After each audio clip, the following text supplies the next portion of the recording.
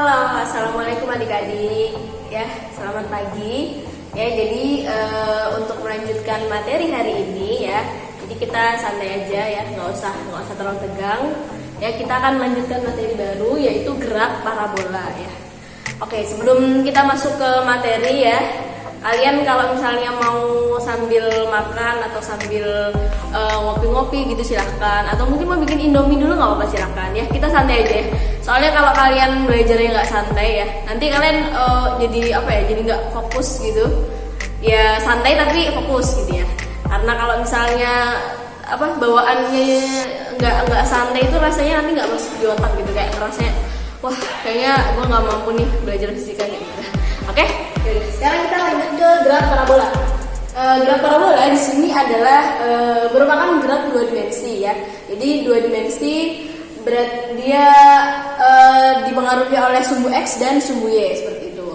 Nah, kalau yang di minggu lalu kita belajar GLB dan GLBB itu gerak satu dimensi ya. Jadi kalau GLB itu dia di horizontal, berarti dia sumbu X. Nah, kalau GLBB itu sumbu Y gitu. Ya, jadi kalau yang sekarang kita belajar gerak yang dua dimensi. Ini prinsipnya hampir mirip seperti vektor ya, yang sebelum-sebelumnya yang udah kita pelajarin ya. Jadi kalau kalian udah paham vektor, kalian pasti akan lebih mudah dalam memahami ini. Oke? Nah, di sini gerak parabola. Gerak parabola itu apa sih? Gerak parabola adalah jika sebuah benda ya, sebuah benda ditembakkan atau dilemparkan dengan arah theta. Dengan arah theta terhadap horizontal gaya gravitasi bumi terhadap benda tersebut menyebabkan lintasan benda melengkung. Nah, jadi maksudnya apa? Jadi maksudnya tuh semisal kalian mau ngelempar bola gitu, atau mungkin kalian nembak peluru juga nggak masalah kayak gitu. Nah, atau nendang bola aja deh, nendang bola gitu. Nendang bola gitu ya. Itu kan kalian nendangnya nggak mungkin ke atas pas dan nggak mungkin ini kan.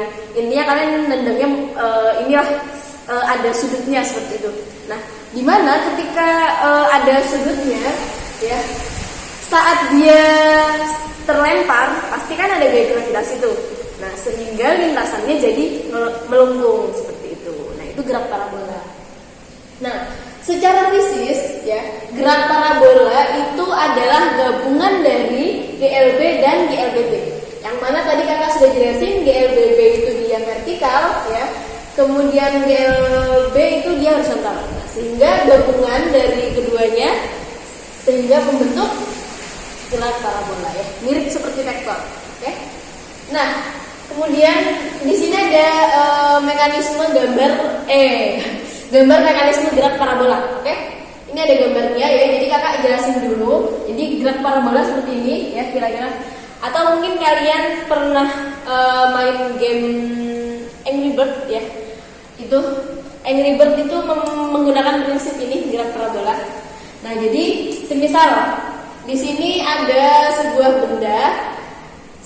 benda dengan sudut, ini kita pakai angka dulu biar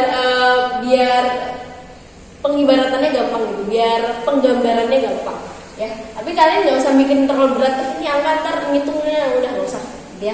Nah, ini jadi misalnya sebuah benda mau dilemparkan atau mungkin mau ditendang ya, bola aja lah misalnya gitu ya, dengan sudut 53 derajat ya, sudut elevasinya 53 derajat ya kira-kira gitulah.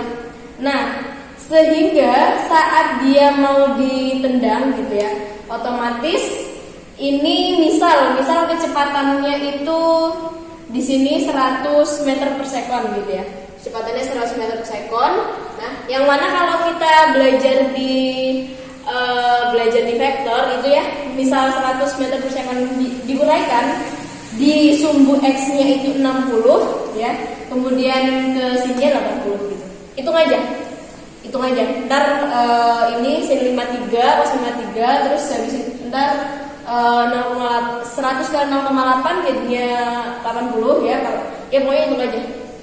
Ntar dapat 60 sama 80 gitu ya misalnya.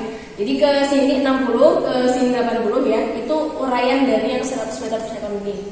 Nah, kemudian ya ketika dia ditendang gini ya, waktu ini kan 60 nih, ini 80. Nah, waktu pas kecepatan ke atas ini kan pasti ada tuh gaya apa kalau ke bawah gaya apa? Gaya gravitasi kan? Benar. Nah, jadi pasti ada yang mempengaruhi gaya gravitasi sehingga ketika dia jalan gini, jalan gini, sini ke lintasan sini gitu ya.